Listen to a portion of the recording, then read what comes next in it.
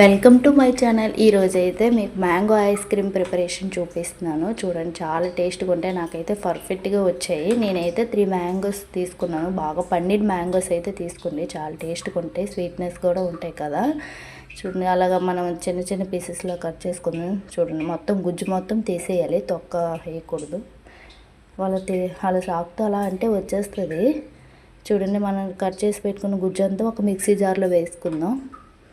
Next అందులోనే 2 spoons వరకు sugar add చేసుకుంటూ బాగా గ్రైండ్ చేసుకోవడమే.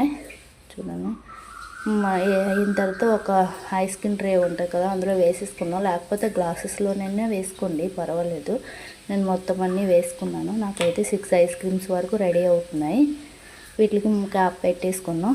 ఓవర్ నైట్ పెట్టుకోవాలండి, లేదా 8 అవర్స్ 9 అవర్స్ వరకు పెట్టుకుంటే రెడీ అయిపోద్ది ఐస్ క్రీమ్స్ అయితే.